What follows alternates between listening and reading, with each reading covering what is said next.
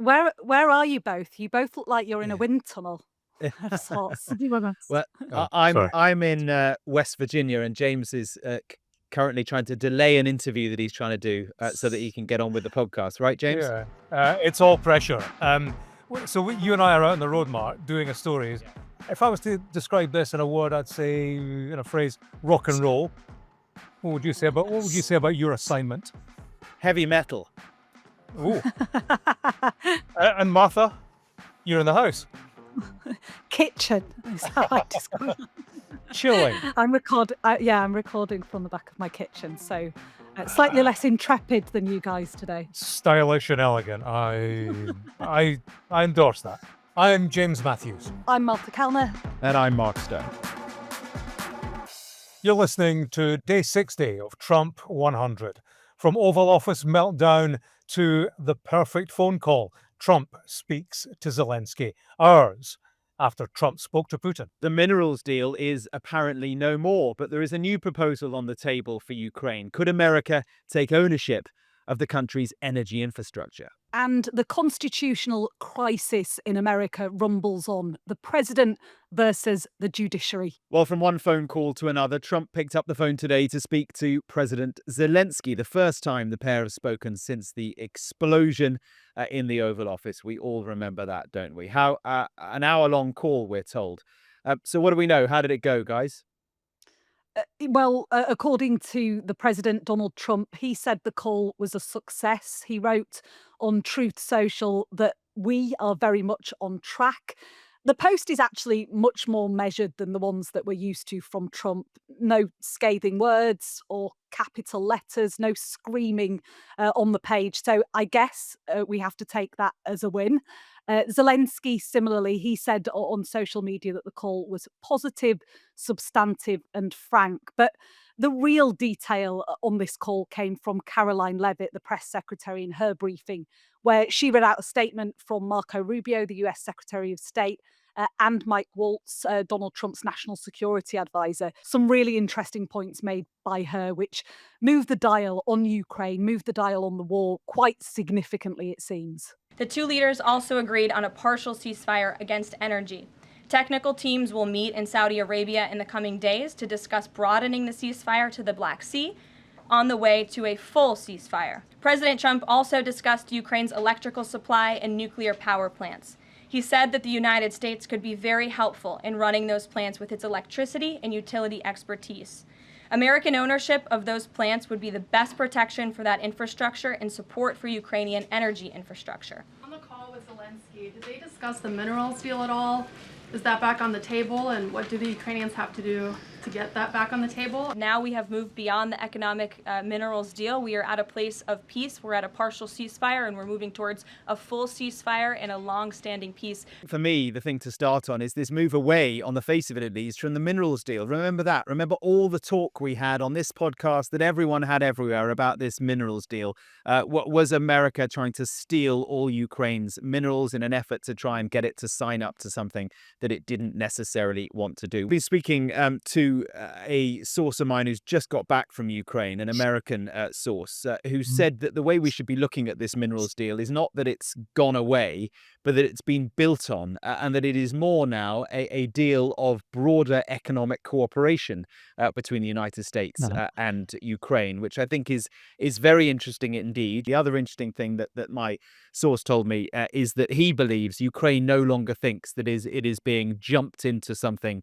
that it doesn't want to sign up to. So from that conversation that I just had alone, and it doesn't tell the whole picture, but it seems to me that Ukraine feels a little bit happier with the way things are going in terms of the security guarantees that it may get down the line.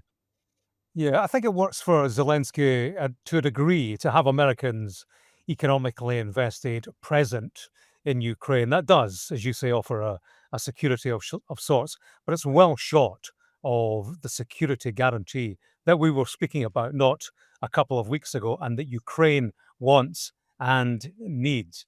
It seems to be an increasingly distant hope. And the more this cycle of diplomacy extends, the further we appear to be into compromised territory. Donald Trump, a man who does deals, who's in this partially, possibly principally for the money, he's looking at mineral deals, and I do wonder, a mineral deal for him to recoup money and the trillions on offer from minerals. That's a project that takes years. It would take him well into his 80s, and I wonder if it comes down to the bottom line. He sees control of nuclear power plants, the electricity infrastructure, as a faster buck than getting involved in the economic quagmire that a mineral deal might present. There's contradictory statements, isn't there, coming out of Washington, D.C. and the Kremlin about what the specifics of this ceasefire deal even are. The US seem to be saying that it is a ceasefire deal on both energy and civilian infrastructure, whereas the Kremlin are saying it's just energy infrastructure. But that appears to have all gone out of the window anyway, because overnight, in the aftermath of this deal apparently having been struck, Russia executed strikes on both energy facilities and transport infrastructure within Ukraine, not to mention a couple of hospitals to boot. So there's a huge amount of confusion about what this ceasefire deal actually is. And of Yeah. course, do Russia have any intention of sticking to it? Steve Witkoff, Trump's deal maker, said that he thought maybe these were pre-selected targets by Russia, and that he thought it would now stop. And to quote him, he said, "I tend to believe that President Putin is operating in good faith." Well, to me at least, Ugh. that there is a lot resting on his tendency to believe that Putin is a good faith actor. We will see. And Caroline Levitt casually dropping into her press briefing the possibility of the US taking control of Ukrainian power plants. And she's mentioned before, I think it was a couple of days ago, about a nuclear power plant on the border of Russia and Ukraine, which is an issue of contention. She's actually talking about the Zaporizhzhia power plant, which was taken control of by the Russians in the early days of the war. It's actually well within internationally accepted Ukrainian borders, but it is now in Russia-occupied territory. Residents in that area have been living in fear for 3 years of not just being bombed in their beds, but of being poisoned alive because of this Russian threat of using the nuclear power against them. Is she suggesting that the US take control of that power plant? Yeah. There's so much to be thrashed out here, but not least the morality of it all. Yeah, something else the White House press secretary said it was she spoke about intelligence, this intelligence sharing with Ukraine. Now, she was asked about it. Would that continue? Her answer was it will continue for the defense of Ukraine, which begs the question, well, what about offensive operations? Because Ukraine and Moscow right now are still at war. Yeah, all I would say against that is that the tone of the conversation, the tone of the language at the moment now between Zelenskyy and Trump is of an entirely different order from what we saw just a few weeks ago. And the sense I get is that I think the Ukrainians feel they are back around a table right now, whereas they felt they were on the menu just a couple of weeks ago. Moving on from Ukraine, though, a big story, a huge story. It would be the main story if we were not focusing on Ukraine. The rumbling constitutional crisis in America, the battle between the different branches of power, the presidency against the judiciary. It is a huge deal. It goes to the heart of the fabric of the country, I think. Where does power lie? Is democracy being undermined if a single judge blocks a presidential decision? Or does that judge's role actually in itself define the rule of law in a functioning democracy? Big questions, and they are questions at the heart of a massive row right now. As a reminder, this all comes after Donald Trump ordered the deportation of more than 200 alleged Venezuelan gang members to a jail in El Salvador without appearing before a judge or any judicial process. Judge James E. Boasberg, he issued an order for them to be flown back, but the administration refused, saying the plane was already over international waters. Since then, there have been scathing attacks on both sides. Trump calling for, in his words, crooked, lunatic judges to be impeached. And a top Supreme Judge, you'll remember, offering a rare rebuke where he said the usual process concerning a disagreement to a decision is to appeal. But of course, normality, usual standards go out of Yeah. the window with this administration.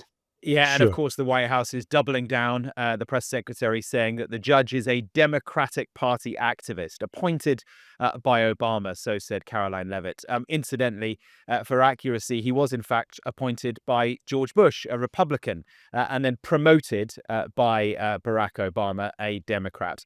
But all of it, of course, made for some testy exchanges in the press room. How does a president define a bad judge? Is it just someone who disagrees with him? And is that No. a dangerous precedent in this case, because this is a temporary ruling from Judge Boasberg that he could ultimately rule in your favor? Is he setting up a standard here for calling for the impeachment of a judge who may ultimately rule on your side? No, it has nothing to do with disagreeing with the president on policy. It's with disagreeing with the Constitution and the law. And it's trying to usurp the authority of the executive branch of this country. It's having baseless reasoning for these injunctions. And it's a clear effort by these judges to slow roll this president's agenda. Look, I guess the point I would make is the problem with America, which a lot of other countries don't have, is that the judges are politically appointed. I mean, even the Supreme Court judges are handpicked by the president. And so, of course, they're going to pick allies. And I guess that is kind of a problem, whether you believe or not, and many people do and many people don't, whether the judges are acting independent of politics. They still have a political background in terms of their appointments. And that's got to be a problem, I think. I think it's now widely accepted, isn't it, that this is a country in the grips of a constitutional crisis. I guess the question now is how much damage will this constitutional crisis do to the way this country functions and its operations? It is an incredibly worrying time. Yeah, and who wins, the president or the judiciary? We've had some new polling on how much American voters approve of President Trump 2 months into his term so far. There's a couple of polls from NBC and Atlas Intel. Trump's approval rating is sitting at 47%. That's actually Trump's best ever approval rating. Remember, he spent much of his first time down in the 30s, back in his first term in office. But the thing is, he's not polling well on the economy, and these fears of recession are clearly an issue for people. Donald Trump won this election based on voters' confidence in him to boost the economy, and that's where he's failing right now. It's the threat of the impact of these tariffs and the reciprocal tariffs are worrying people across the country. That NBC poll you were talking about, James, it showed a 54% disapproval on Donald Trump's handling of the economy and 55% disapproving of his handling of inflation and the cost of living. So it's when people go to the supermarkets and the petrol pumps that they're really feeling this. It's places, like Michigan, which is right on the border with Canada, like Texas, which does a huge amount of trading with Mexico. These are the places that are going to be hardest hit. And I guess it will be key to watch how they react to it and if they stick by Donald Trump and continue supporting him. Team Trump remain convinced that this short-term economic uncertainty, maybe pain even, is worth it, and it can be ridden out in order to transform the American economy, bring back a level playing field, and bring back manufacturing, bring it back to places where I am now, guys. West Virginia, on the side of a freeway, next to Dunkin' Donuts, opposite Burger King. It is a true all-American feel here. Almost One of heaven. the- Who sang that? Who sang that? Martha? Oh, God, I don't know. I feel like, is You- this too you- old for me? You Tell us Gen at the end, Zers. James. Right, JFK. Who killed him? Who knows? I don't think we're any closer to the answer, by the way. Yesterday we mentioned, didn't we, the final batch of documents on his assassination. They've been released after an executive order by Donald Trump. We said we'd share the best bits from the 63,000 pages. So go on, Mark, make a start on page 1. Well, we can reveal that JFK was actually assassinated by... No, we can't, because there is very little new in all of this. Remember, his murder spawned the mother of conspiracies. Was he really shot by a lone gunman? Was it actually an inside job? Was the CIA involved? Look, unlike previous JFK document releases, these ones have come with zero descriptive information, so it's quite hard to decipher them. But what is different is that unlike so many of the other documents that have been declassified, the redactions here have gone. Those big black lines hiding key sections of text, they are not there. So we can now see what we couldn't see before. Nothing explosive, though. It appears so far that the redactions were in place largely to protect sources and the methods of intelligence gathering operation, and not to hide some massive conspiracy that he was in fact murdered by the CIA. What's the word of the day if you've been listening to the American media on this story? Nothing burger. Nothing burger, you're right. With fries on that particular tale. And do you want the answer? Do you want the answer to the musical question? Today's musical quiz? Of course Almost we do, Heaven, James. West Virginia, Blue Ridge Mountains, Shenandoah River. Oh, Oh, it's John Denver. I do love that John song. Denver. Yay. Of Well, course it's John Denver. Anyway, that's Sorry. day 60 Sorry, of everyone. Trump 100. Don't forget to send us your questions for our weekend question and answer, the Q&A. And remember our short survey. We'd love your impact to help us improve all our podcasts at Sky News. You can find that link in the episode description. Yeah, and you won't be getting me to do John Denver karaoke. Not today, anyway. I dare you. Although- I dare you. It might be better than my Celine Dion attempt. Anyway, thanks for listening, everyone. We will see you tomorrow for day 61. Bye-bye. Yeah. Bye All the bye. best.